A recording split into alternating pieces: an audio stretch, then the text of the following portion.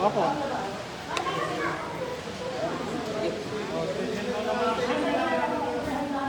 Lalay ko, lalay. Oo. Sa labas. Sa labas po. Sige. Isa-isa ha. Ayos tayo sa labas. Magbibigay daw po ng statement sa labas ang mga in-release na suspect dito sa Tercera case. Lalabas po muna tayo para ating makapanayam o makuha yung statement na ibibigay nitong dalawang suspect.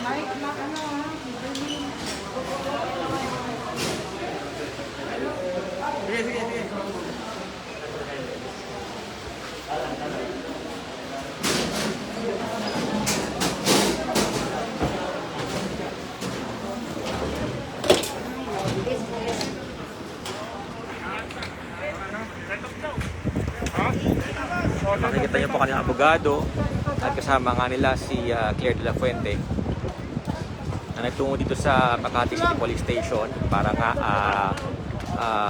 sunduin itong dalawang inarrest na suspect na pinakawalan na dahil matapos ilabas ang resolusyon ng Makati City Prosecutor's Office.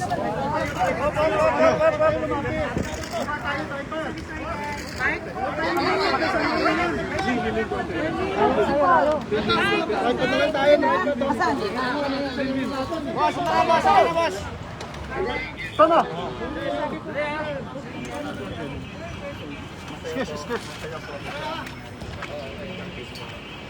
Ganaw. O, steady na tayo. Ano ba ang gagalaw? Dilig ko sila.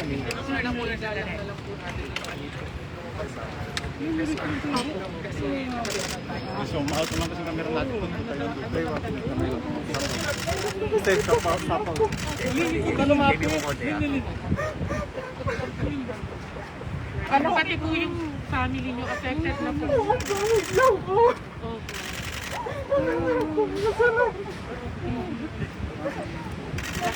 Yung mic nyo nakatungo. Anong masasabi sa Onti ng mic. Baba na onti ng mic.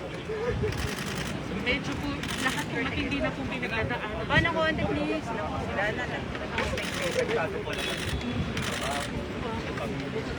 Sir, ano na lang po, gusto po na. Baba na onti yung mic natin. Tingnan mo kasi yung nagsasalita. Mic nyo. Nararamdaman ko lang po yung sakit na nararamdaman. Hindi ko lang parang kapatid ko na rin po. Sobrang so, para sa akin sobrang sakit din po. Mawala si Christine. Pero sana po, malinawan ang pamilya ni Christine. Sa totoo po. Ano po? How do you want to say, sir? Mic. May nata sa likod ko.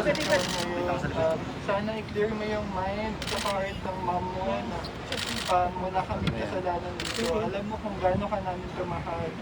At ang tanging mo namin is palagi mong bantayan yung family mo at kami makaibigan mo. Alam mo kung gaano ka namin kamahal ng sobra kasi part ka na ng buhay namin kahit ngayon mahirap na gabi na wala ka na. Ano po masasabi niyo na sa social media kayo po yung sinisisa dito sa nangyari kay Christine? Baba yung mic, baba. Ako pumunta po ako dito para Mic. bigla na lang po nila ako. Nakikipagtulungan ako sa kanila. Ibigay lang namin kung ano yung alam namin. Lahat po tayo matagal na kaibigan ng Christine. Okay. Mahigit 1 year na tayo kaibigan. At katrabaho niya po. Ako po yung nag-aalaga sa po. Hindi siya siguro sa mother ko. Wala akong asawa. Kaya nakamahal sa akin ni Christine. Sobrang makinig. So sir, in your own words po, what really happened?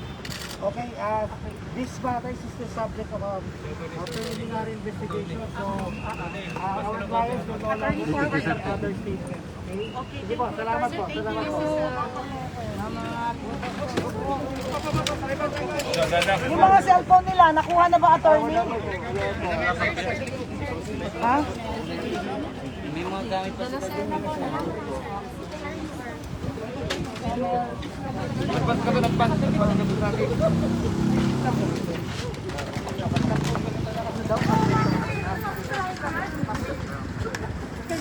Edmond, try ko muna yung phone. Phone.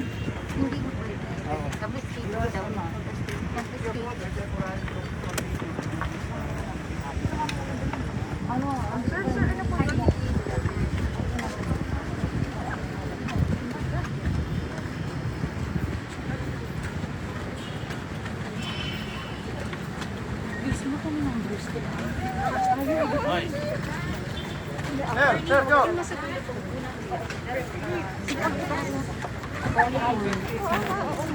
Yan.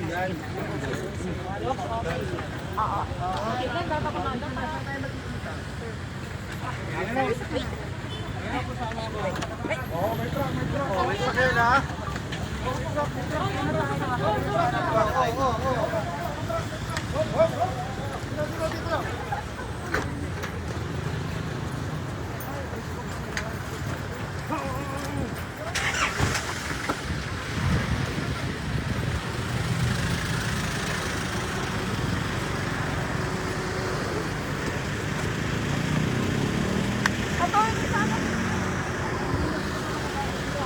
Ako. Salamat po. Okay. Oh, saka sa akin dyan.